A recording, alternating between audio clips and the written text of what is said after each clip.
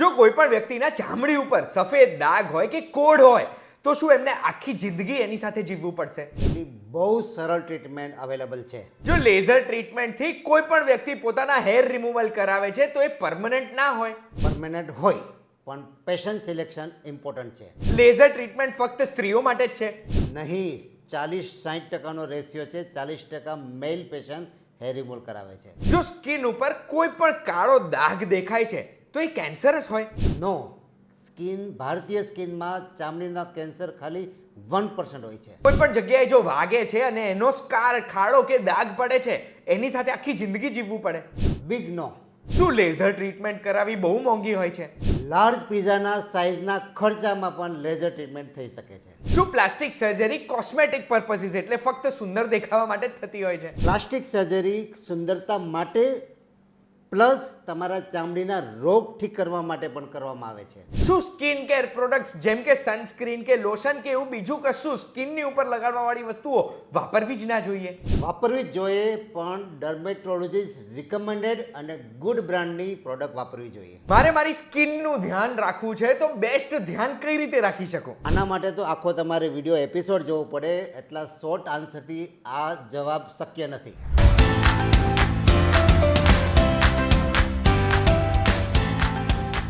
એક વાત તો આપનું સ્વાગત છે. મારું નામ છે ગુંજ ઠક્કર અને આજનું જીવન છે ને એ સોશિયલ મીડિયાથી ડોમિનેટેડ જીવન છે.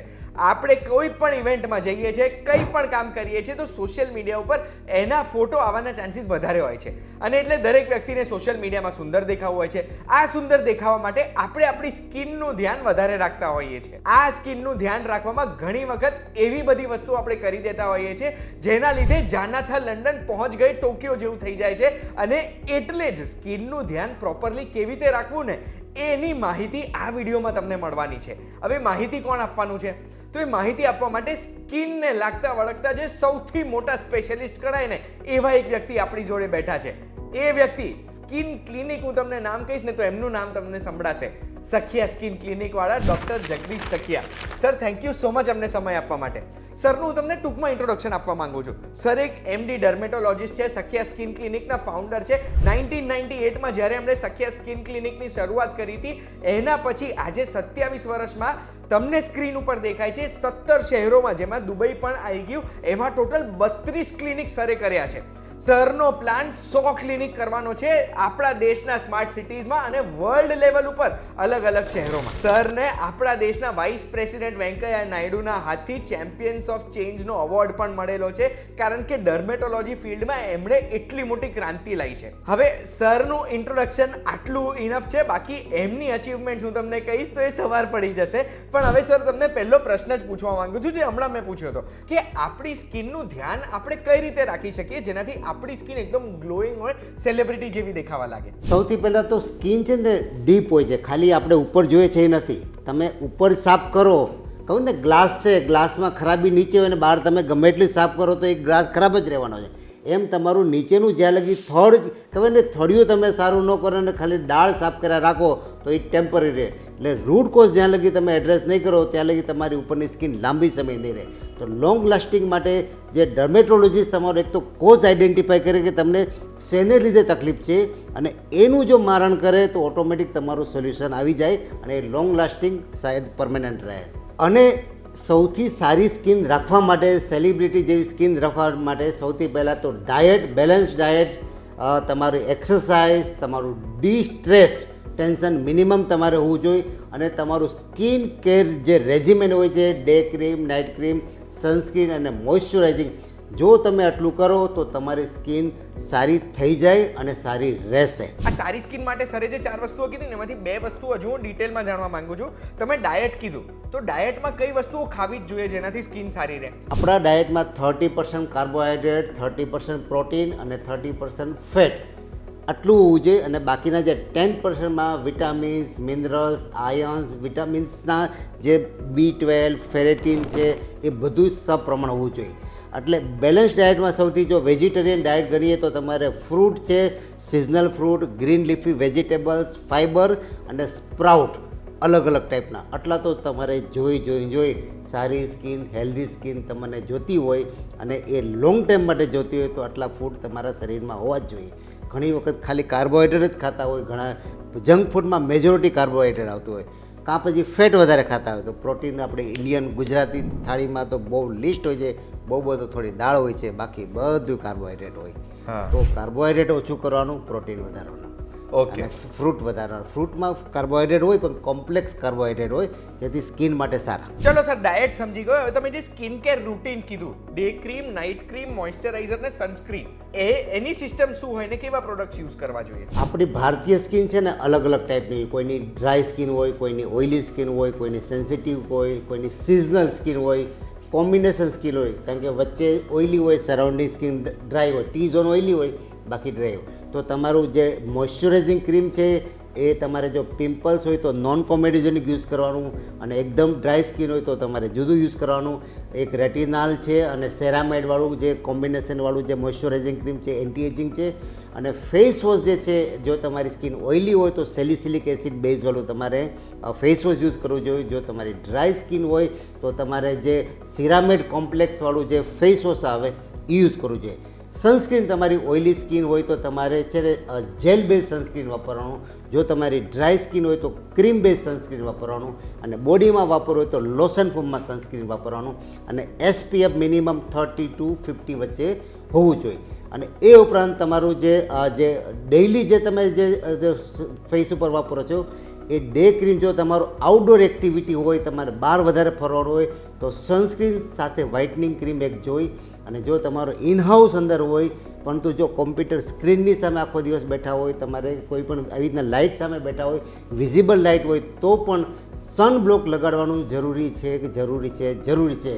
એ તમે ઇનહાઉસ હોય કે આઉટડોર એક્ટિવિટી, સનસ્ક્રીન વગર તમારે બહાર નીકળવું નહીં. કારણ કે અત્યારે UVA, UVB અને UVC ત્રણે રેઝ ઓઝોન પડ તૂટવાથી ધરતી પર આવે છે, અને સ્કિનમાં પ્રીમેચ્યોર એજિંગ, તમારી સ્કિન હોય 30 નહીં પણ તમારી સ્કિન દેખાય 40-50 વર્ષની.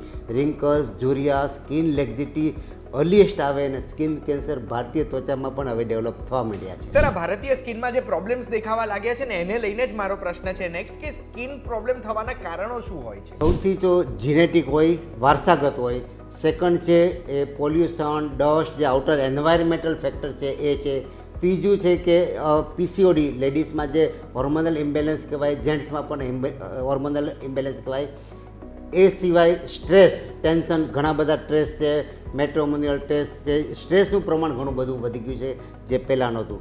એ ઉપરાંત બીમારી વધતી જાય છે, બીમારીની વારંવાર દવા વધતી જાય છે. તમારે હાઈ ડોઝ દવા જાય પેટમાં, તમારે ડાયરિયાની દવા છે, એન્ટીબાયોટિક છે, તમારું જોન્ડિસ હોય તો એની દવા લે. તમારે એ સિવાયના જે કેટલા બધા જે સિઝનલ ડિસીઝ છે, તો ડ્રગ્સનો ઓવરડોઝ થાય છે, બીમારીનો ઓવરડોઝ થાય છે. એ સિવાય જીમમાં પાવડર લેતા હોય, પ્રોટીન પાવડર જે ખોટા લેતા હોય છે.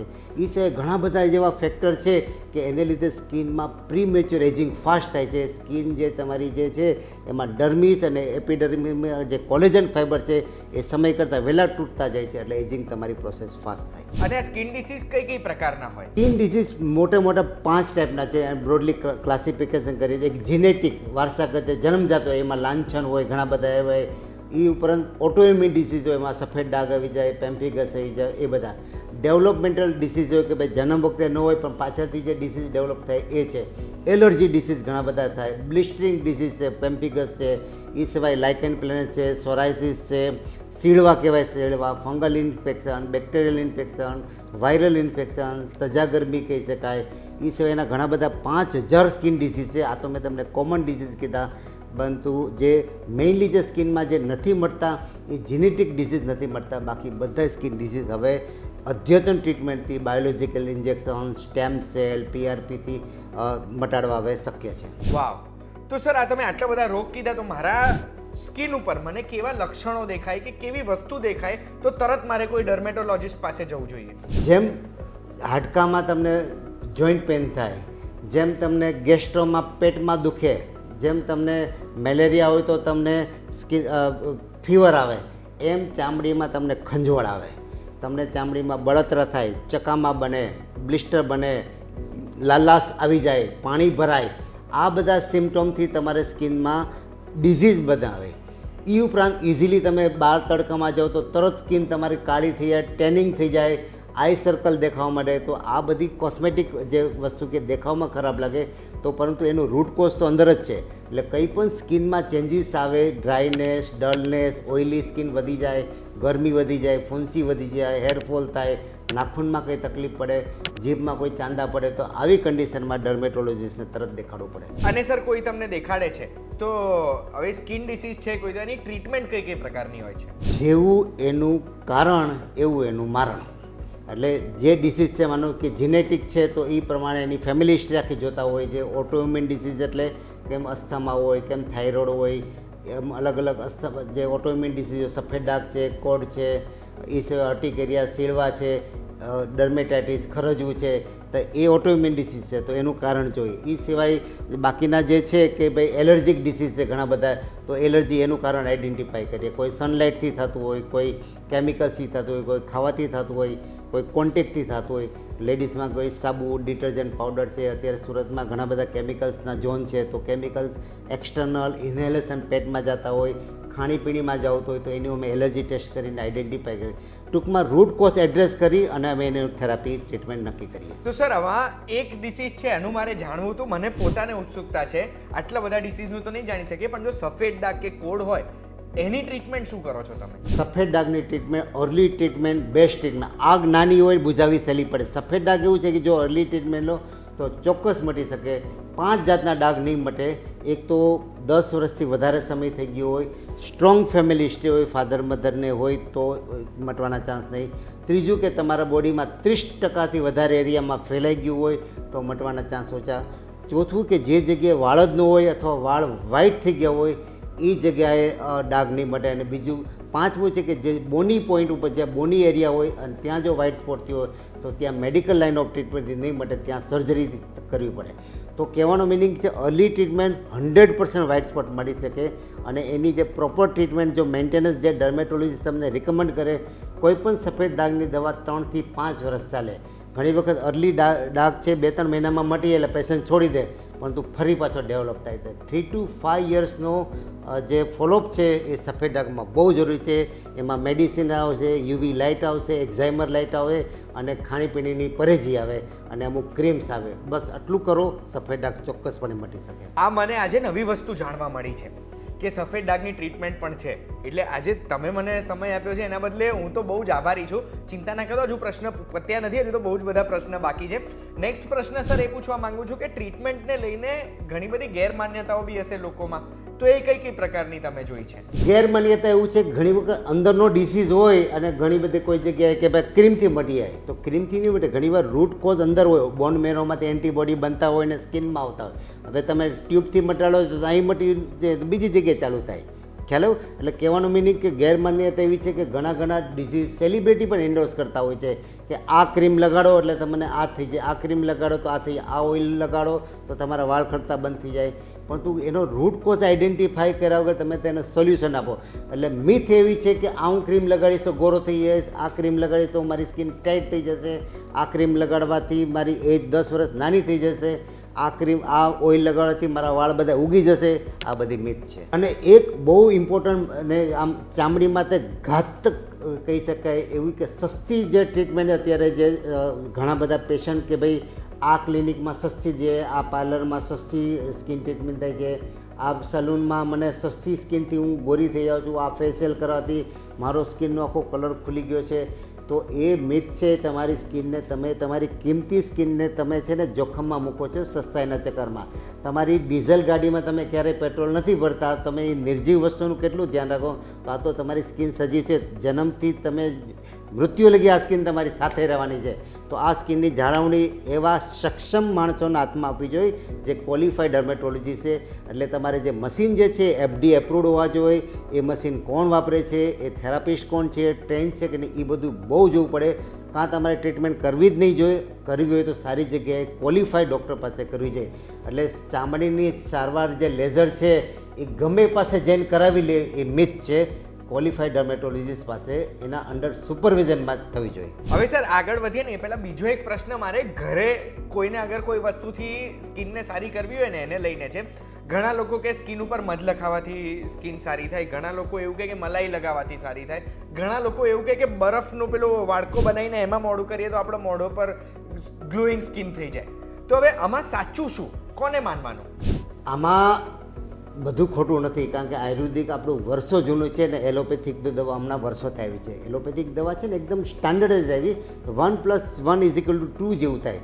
જ્યારે આયુર્વેદિકમાં એવું છે કે દરેક માણસને એક સરખો ફાયદો નહીં થાય. આપણે કેમ તમે પેરાસિટામોલ લો કે તમને કોઈ પણ વસ્તુથી તાવ આવે ઉતરી જ જાય, ખ્યાલ આવ્યો? એ તમને કેન્સરનો તાવ હોય, મેલેરિયાનો તાવ હોય, એક વખત તો ઉતારી દે, પરંતુ રૂટ કોઝ એડ્રેસ પછી કરવું પડે. એવી રીતના એલોપેથિકમાં છે ને તમે પ્રિડિક્શનવાળું રિઝલ્ટ મળે. જ્યારે પહેલાંમાં દેશી જે સોલ્યુશનમાં શું છે કે તમને પ્રિડિક્શન નહીં મળે. તમે મધ લગાડ્યું અને 2 જણાએ લગાડ્યું તો બેને અલગ અલગ રિસ્પોન્સ મળે. કહેવાનો મિનિંગ એ છે મધ ખરાબ નથી, કડ ખરાબ નથી, ગુલાબ જળ ખરાબ નથી. આયુર્વેદિકના જેટલા આપણા ઘરમાં છે એ હું તો કહું કરવા જ જોઈએ, પણ પ્રાઇમરી ટ્રીટમેન્ટથી એનાથી જો તમને સારું રહેતું તો કેરી ફોરવર્ડ કરો, પણ એનાથી સારું ન થતું હોય છતાં પણ તમે એને જો કન્ટિન્યુઅસ કરો તો એ નુકસાન કરે. ત્યારે તમારે ડર્મેટોલોજીસ્ટનો ઓપિનિયન લેવો પડે. કારણ કે સેલિબ્રિટી અલગ અલગ જાતના માસ્ક બનાવે, અલગ અલગ જાતના પેસ્ટ બનાવે, એ પોતે લગાડે છે, પરંતુ અલ્ટિમેટલી એ લોકો તો પોતે ડર્મેટોલોજીસ્ટ પાસે ટ્રીટમેન્ટ લેવા જતા હોય, પણ એ તમને ખાલી એની પોપ્યુલારિટી વધારવા માટે આ બધું કરતા હોય છે. હા, તમારે ડેફિનેટલી હોમ કેર છે ને ફર્સ્ટ કરવું જોઈએ અને સેકન્ડ એટેમ્પમાં અમારી પાસે આવવું જોઈએ, પણ તમારે એ જે પતલી લાઈન છે ને એ આઈડેન્ટિફાઈ કરવી જરૂરી છે કે હવે મને ફાયદો નથી થતો અથવા હવે મને નુકસાન થાય છે, તો તરત તમારે ડર્મેટોલોજીસ્ટને બતાવવું જોઈએ. સર હોમ કેર માટે એક નાનકડી ટીપ આપી દો ને જે આજથી બધા ફોલો કરી શકે. બેસ્ટ ક્લિન્ઝર છે એ ટર્મરિક અને યોગર્ટ છે. બેસ્ટ તમારું ટોનર છે એ રોઝ વોટર એન્ડ સેન્ડલવુડ છે. બેસ્ટ મોઇશ્ચરાઇઝર છે એ એલોવેરા અને કોકોનટ ઓઇલ છે. આ 3 છે જે હોમ કેર પ્રોડક્ટ છે એ તમે ઇઝીલી લગાડી શકો અને એ સેફ છે, ઇફેક્ટિવ છે અને રીપ્રોડ્યુસેબલ ઇફેક્ટ એની આવશે. હવે સર સખ્યા સ્કિનમાં આટલા બધા પ્રોસિજર થયા છે, આટલા પેશન્ટ્સ આવ્યા છે, તો મારે જાણવું છે, કારણ કે હું ડેટાનો માણસ છું, મને ગમે આવી રીતે ડેટા કલેક્ટ કરો, મારે જાણવું છે કે મેક્સિમમ પ્રોસિજર આજે શેના થતા હશે? અમારી પાસે 4 માટે મેક્સિમમ લોકો આવે છે. સૌથી પહેલાં પિગમેન્ટેશન માટે આવે છે, ગ્લો પિગમેન્ટેશન માટે. બીજું છે લેઝર હેર રિમૂવલ માટે, અનવોન્ટેડ લેઝર હેર રિમૂવલ આવે છે. ત્રીજું છે એન્ટી એજિંગ માટે કે ભાઈ અકાળે જે રિંકલ્સ જે ઝુરિયા બની જાય, સ્કિન લેક્ઝિટી આવે. અને ચોથું છે હેરફોલ માટે. હેરફોલમાં મેલ અને ફિમેલ બંને આવે છે. હેર ટ્રાન્સપ્લાન્ટ હોય, PRP હોય, મિઝોથેરાપી હોય, એક્ઝોઝોમ હોય, એ બધી થેરાપી લેવા માટે અમારી પાસે આવતા હોય છે. હવે સર આ બધી જે તમે ટ્રીટમેન્ટ કરી એટલે હવે નેક્સ્ટ સ્કિનથી આપણે આગળ વધીએ છીએ. તમે મને થોડા સમય પહેલાં કીધું હતું કે પ્લાસ્ટિક સર્જરી ફક્ત કોસ્મેટિક ના હોય, તો પ્લાસ્ટિક સર્જરી કેવા સંજોગોમાં કરવી પડે જે સુંદર દેખાવા માટે નહીં પણ જરૂરત માટે હોય? પ્લાસ્ટિક સર્જરી જે કોસ્મેટિક છે ને એમાં લાઇપોસક્શન આવે, ટમી ટક આવે, બ્રેસ્ટ ઓગમેન્ટેશન, બ્રેસ્ટ રિડક્શન આવે, આઈ બેગ હોય, નોઝનો શેપ છે, રાઇનોપ્લાસ્ટી કહેવાય, ફેસ લિફ્ટ છે, ગાયનેકોમાસ્ટિયા છે, આ બધી છે એસ્થેટિક કોસ્મેટિક છે. જ્યારે જરૂરી છે જે તમારે બર્થ માર્ક હોય તો એમાં સર્જરી કરવી હોય, સફેદ ડાઘ હોય એમાં ગ્રાફ્ટિંગ કરવું હોય, તમને દાઝી ગયા હોય, પોસ્ટ બર્ન્સ કાર હોય અને એમાં જે ગ્રાફ્ટિંગ કરવું હોય એ તમારે કોસ્મેટિક નથી, એ તમારી જરૂરિયાત છે કે સ્કિન કોન્ટ્રેક્ટ થઈ ગઈ હોય, સ્કિન ગંઠાઈ ગઈ હોય, અંગૂઠો નાનો મોટો થઈ ગયો હોય, એમાં પ્લાસ્ટિક સર્જરી મદદરૂપ થાય છે. પછી સર હવે લેઝર હેર રિમૂવલની વાત કરીએ કે લેઝર ટ્રીટમેન્ટ વખતે કઈ બાબતનું ધ્યાન રાખી શકીએ જેનાથી વાળ પાછા ના આવે? લેઝર ટ્રીટમેન્ટમાં સૌથી જે અમને જે ગડબડ થાય ને પેશન્ટને રિઝલ્ટ નથી મળતા એ 2 કારણથી થાય છે. એક જે ટ્રીટિંગ પાર્ટ છે એમાં સસ્તું લેઝર, ખોટા પેરામીટર અને ખોટી ટ્રીટમેન્ટની ટેકનિક, આ 3 વસ્તુ કરીએ તો પણ રિઝલ્ટ નહીં મળે. અને બીજું કે પેશન્ટ પાર્ટ એ છે કે ટાઈમ ટુ ટાઈમ ટ્રીટમેન્ટ ન લેતા. ઘણી વખત આજે હેર રિમૂવલ કર્યું તો સેકન્ડ સેશન તમારે 4 થી 6 વીક પછી કરવો જ જોઈએ. જો તમે એ સેશન લાંબુ કર્યું, 6 મહિના 3 મહિના આવ્યા તો તમારી હેર સાયકલ એનાજન, કેટાજન, ટેલોજન સાયકલ અસ્તવ્યસ્ત થઈ જાય. એટલે તમારે સેશન વધારે લેવા પડે, પછી બાલ પતલા થઈ જાય, પછી બાલ જાતા નથી. એટલે જો ટાઈમ ટુ ટાઈમ તમે સેશન લીધું હોય, time to time moisturizing, skin tanning નહીં થવું જોઈએ, સનસ્ક્રીનનો ઉપયોગ કરવો જોઈએ અને જે હેરને હોર્મોન્સની ડિસ્ટર્બન્સને લીધે હેર આવતા હોય એની દવા જે ડૉક્ટરે તમને પ્રિસ્ક્રાઇબ કરી હોય એ જાતે બંધ નહીં કરવાની, એ તમારે સાથે જ ચાલુ રાખવાની, તો હેર રિમૂવલનું રિઝલ્ટ એક્સેલન્ટ આવે. પછી સર સ્કિન કેર પ્રોડક્ટ્સનો સવાલ પૂછવા માંગુ છું. તમે થોડા સમય પહેલા કીધું કે આટલા પ્રોડક્ટ્સ યુઝ કરવા જોઈએ આપણી સ્કિનને સાચવવા માટે, પણ મારે જાણવું છે કેવા પ્રોડક્ટ્સ ના વાપરવા જોઈએ. યસ, અત્યારે છે ને ગવર્મેન્ટમાં જો કે હવે તો સ્ટ્રિક્ટ થઈ ગઈ છે. પહેલાં તો છે ને કોઈ ધારાધોરણ નહોતા, કોઈ પણ બનાવી શકે. તો એમાં જે પેરાબિન આવે, ફોર્માલિટી આવે, ટોક કરીને આવે, હેવી મેટલ્સ આવે, ફ્રેગ્રન્સ જે હાઈ કોન્સન્ટ્રેશનવાળા ફ્રેગ્રન્સ હોય, પ્રિઝર્વેટિવ જે આવતા હોય, એ બધા ઇન્ગ્રેડિયન્ટથી તમારે બચવું જોઈએ. જે મેડિકલ ગ્રેડ જે પરમિશન જે ગવર્મેન્ટ આપેલી, જે FDA જે તમને ધારાધોરણ આપી, એટલે કહેવાનું મિનિંગ કે બ્રાન્ડેડ છે, વેલ ગુડ બ્રાન્ડની અગર તમે પ્રોડક્ટ જો યુઝ કરશો તો આ બધું અંદર આવશે. એટલે ગમે એવી કોઈ પણ આ ફ્રેન્ડે આ ટ્યુબ વાપરી, અત્યારે લોકો ડબ્બી બહુ વાપરે છે, એમાં નામ જ નથી વ્હાઇટનિંગ માટે, તો સ્કિન સેન્સિટિવ, એમાં સ્ટીરોડ આવે છે, તો ગોરી તો થઈ જ જાય, પણ સ્કિનમાં રિંકલ્સ, ઝુરિયા, બાલ આવે, સ્કિન પતલી થઈ જાય, તડકામાં તમે જઈ ન શકો, સહન ન કરી શકો, એટલા બધા ફેરફાર આવે. તો ગમે એવી ટ્યુબ, ગમે એવી પ્રોડક્ટ કોઈ પણ એન્ડોર્સ કરે તમારે નહીં વાપરવાની, કાં ડર્મેટોલોજી એન્ડોર્સ કરવી જોઈએ, અથવા તમને ગુડ બ્રાન્ડવાળી તમે જો વાપરો તો તમારી સ્કિન સારી રહે અને કોઈ જાતની સાઇડ ઇફેક્ટ નહીં થાય. હવે સર તમે વધારે ફ્રેગ્રન્સવાળી જે વસ્તુઓ ના વાપરવાનું કીધું, તો પરફ્યુમ ને ડિયોડરન્ટ વપરાય ડાયરેક્ટલી સ્કિન ઉપર? હા, પણ એ પરફ્યુમને બધા છે ને માત્રાવાળા હોય છે. તમે કહો જે અનામી હોય એ નહીં વાપરવાના, જેમાં તમને છે ને એનું કોન્સન્ટ્રેશન છે ને પરમિશન માત્રામાં રાખ્યું હોય. પરફ્યુમને જે છે ને એ જેને એની એલર્જી હોય એને નહીં વાપરવાના, કારણ કે એલર્જી પેચ ટેસ્ટ અમે નક્કી કરીએ. ઘણી વખત તો મિસિસને એલર્જી હોય ને મિસ્ટર છાંટે તો મિસિસને ખંજોળ ચાલુ થઈ જાય. તો ઘણી વખત એ પરફ્યુમથી પણ દૂર રહેવું બને ત્યાં લગી. જેને એલર્જીનો કોઠો હોય, એલર્જીવાળી તાસીર હોય, એને બને ત્યાં લગી ફ્રેગ્રન્સવાળી વસ્તુ નહીં વાપરે. પણ જેને કંઈ નથી એ બેચારો વાપરી શકે, એને શું કામ પ્રોબ્લેમ આપીએ? તો વાપરી શકાય, પણ ગુડ બ્રાન્ડમાં એમાં પરમિસેબલ માત્રામાં ફ્રેગ્રન્સ હોય કે જેથી તમારી સ્કિનમાં એક્સ્ટ્રીમ કોઈ ચેન્જીસ ન લાવે, તો તમે આરામથી વાપરી શકો. હવે સર તમે લોકોને શું મેસેજ આપવા માંગો છો સ્કિન માટે અને બીજી બધી વસ્તુઓ માટે આજે? 4 મેસેજ બહુ જરૂરી છે. Self care. તમે જો તમારી સ્કિનનું, તમારી બોડીનું તમે જાતે ધ્યાન નહીં રાખો તો બીજું આમાં કોણ રાખશે? પછી તો બીમારી આવશે. તો સૌથી પહેલાં સેલ્ફ કેર બહુ જરૂરી છે. બીજું છે કે વેલ બેલેન્સ ડાયટ. તમારો જે ડાયટનું કોઈ રિપ્લેસમેન્ટ નથી, ચાહે કેટલી ગોળી લો, કેટલી મલમ લો, કેટલા ટ્રીટમેન્ટ લો, પરંતુ જ્યાં લગી તમારું બેલેન્સ ડાયટ અંદર નહીં જાય ત્યાં લગી તમારી સ્કિન લાંબી સમય સારી નહીં રહે. તમારે અમારી પાસે વારંવાર આવવું પડશે. ત્રીજું છે કે તમારે એક્સરસાઇઝ કરવી જ જોઈએ. જે તમે એથ્લેટિક જો કેવી સ્કિન શાઇની હોય, કારણ કે દોડતા હોય મેરેથોનવાળા, છિદ્રો બધા ખુલી જવા જોઈએ. એટલે તમારે વીકમાં 5 દિવસ તમારે 1 કલાક એક્સરસાઇઝ કરવી જોઈએ. એ આપણા મોદી સાહેબે કરે, બધાય કરે, જે કરે છે એ પાછળની લાઈફ જે છે એ સારી જાય. નતર છે ને હોસ્પિટલના ચક્કરમાં તમારે કાટવા પડે. ચોથું છે સ્ટ્રેસ. જો સ્ટ્રેસ આ જગતમાં જન્મ થયા ત્યારથી સ્ટ્રેસ હોય છે, પણ એ સ્ટ્રેસને કઈ રીતે તમે હેન્ડલ કરો છો એ તમારી સ્કિનમાં ખાલી સ્કિન નહીં, તમારી આખી સિસ્ટમ ઉપર કામ કરે છે. અને સૌથી છેલ્લું અને સૌથી ઇમ્પોર્ટન્ટ વાત છે કે જે પણ ચામડીનો રોગ કંઈ પણ થાય તો ડર્મેટોલોજીસ્ટની એડવાઇસ તરત લેવી, જેથી કહ્યું ને આગ નાની હોય તો બુઝાવી સહેલી પડે, આગ મોટી હોય તો બુઝાતી નથી. પાકિસ્તાન આપણી સામે જ છે એક્ઝામ્પલ, કે જો એને પહેલેથી ધ્યાન રાખ્યું હોય તો આજે એટલો દુશ્મન દેશ ન થયો. આગ અને દુશ્મન, જેટલી તમે આગ, દુશ્મન અને ડિઝીઝ જેટલો તમે જલ્દી હેન્ડલ કરો એટલો તમારા માટે સારું. વાહ! હવે સર છેલ્લો પ્રશ્ન પૂછવા માંગુ છું. 27 વર્ષમાં 32 ક્લિનિક ખોલી દીધા છે, 100 ક્લિનિકનો ટાર્ગેટ છે, તો સખિયા સ્કિન ક્લિનિકના સક્સેસનું કારણ શું છે સર? પેશન્ટ સેટિસ્ફેક્શન સૌથી અગત્યનું છે. બીજું કે એડવાન્સ ટેકનોલોજી અમે વર્લ્ડની બેસ્ટ ટેકનોલોજી અમારા સેન્ટરમાં છે. અને ત્રીજું કે પેશન્ટને એક જ છત્રની નીચે ચામડીના રોગ ની સારવાર મળે. ડર્મેટો સર્જરી અમે કરીએ, બધા જાતના લેઝર કરીએ, બધી જાતની એસ્થેટિક ટ્રીટમેન્ટ એટલે બોટોક્સ, ફિલર, થ્રેડ કરીએ, અને 5મું પ્લાસ્ટિક સર્જરી પણ કરીએ. તો એક છત્ર નીચે બધું મળે. તો પેશન્ટને જોઈશું, એને રોગ સારા થવો જોઈએ, એને effective, economical, safe, FDA approve treatment મળે એટલે પેશન્ટ ખુશ. પેશન્ટ ખુશ તો અમે ખુશ. સર, તો ઓલરેડી આટલી બધી ટ્રીટમેન્ટ એક જ જગ્યાએ થાય છે, આટલા બધા ક્લિનિક ખુલી જવાના છે, તો હવે સખ્યા સ્કિન ક્લિનિકમાં તમારે આગળનો ફ્યુચર પ્લાન શું છે? ભારતની 140 કરોડની પોપ્યુલેશન છે અને 17,000 જ ડર્મેટોલોજીસ્ટ છે. તો એ પણ બધા મોટા સિટીમાં છે. નાના ટાયર 2, ટાયર 3 સિટી જે કે 70% ભારત ત્યાં વસેલું છે, તો ત્યાં ડર્મેટોલોજીસ્ટ છે જ નહીં.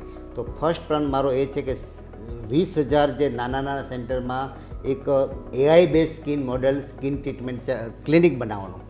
બીજું છે કે 17,000 ડર્મેટોલોજીસ્ટ છે, એક પણ make in India machine laser ભારતમાં બનતા નથી, તો અમે એ બનાવવા જઈ રહ્યા છીએ. ત્રીજું કે એડવાન્સ ટ્રીટમેન્ટ જે ક્રીમ જે બધી જે છે ને ફોરેનની 3,000-4,000 રૂપિયાની મળે છે, જે નેનોટેક, એ અમે 400-500 રૂપીસમાં ઇન્ડિયામાં બને એવું એ સખ્યા એડવાન્સ સાયન્સની અંદર પ્રોડક્ટ પણ અમે બનાવવા જઈ રહ્યા છીએ. અને ચોથું જે ઇમ્પોર્ટન્ટ છે કે અમે વર્લ્ડનું લાર્જેસ્ટ સ્કિન સેન્ટર જે 3 લાખ સ્ક્વેર ફીટમાં અમે જે બનાવવા જઈ રહ્યા છીએ, કે જે વર્લ્ડ આનાથી મોટું વર્લ્ડમાં ક્યાંય નથી, એ સુરતમાં છે. અને હજી એક ઇમ્પોર્ટન્ટ છે કે અમે અમારો આવતા વર્ષે IPO લાવવાના છે, તો એમાં અમારા પેશન્ટ જે છે કે જે અમારી પાસે સક્સેસફુલી ટ્રીટમેન્ટ લઈ ગયા છે, તો એ અમારી સક્સેસ જર્નીમાં અમે પેશન્ટને પણ પાર્ટનર બનાવવા જઈ રહ્યા છે. તો IPO આવવાનો છે આવતા વર્ષે. વાવ, ઓલ ધ બેસ્ટની તો જરૂરત નથી સર, મને ખબર છે કે તમે લાવશો તો બધું પરફેક્ટ જ હશે, પણ તમે જે આ મેક ઇન ઇન્ડિયાની વાત કરી છે, આના લીધે હું ગર્વ અનુભવ કરું છું કે હજુ પણ એક ફેમસ ગુજરાતી, સક્સેસફુલ ગુજરાતી, ગુજરાતીઓનું નામ આગળ જઈને દુનિયામાં રોશન કરશે. હું આજે આભારી છું તમારો કે તમે મને સમય આપ્યો છે, અને ગર્વ અનુભવ કરી આપણે જ્યારે આવા કોઈ વ્યક્તિ આપણને સમય આપે, આપણી સાથે બેઠા હોય. થેન્ક યુ સો મચ, તમે દરેક પ્રશ્નનો મને જવાબ આપ્યો છે. એમ તો મને મનમાં આવતા હતા દરેક પ્રશ્ન સરને પૂછ્યા છે, પણ જો કોઈ પણ પ્રશ્ન પૂછવાનો રહી ગયો છે તો કમેન્ટમાં તમે પૂછી શકો છો, કે પછી સ્ક્રીન ઉપર દેખાય છે એ નંબર ઉપર કોલ કરીને સખ્યા સ્કિન ક્લિનિકમાં પણ પૂછી શકો છો. આ વિડીયોની માહિતી તમને ગમી હશે. આવી જ માહિતી માટે એક વાત કહું, જોતા રહેજો. આપણે ફરી મળીશું. ધન્યવાદ. Thank you so much sir. Thank you.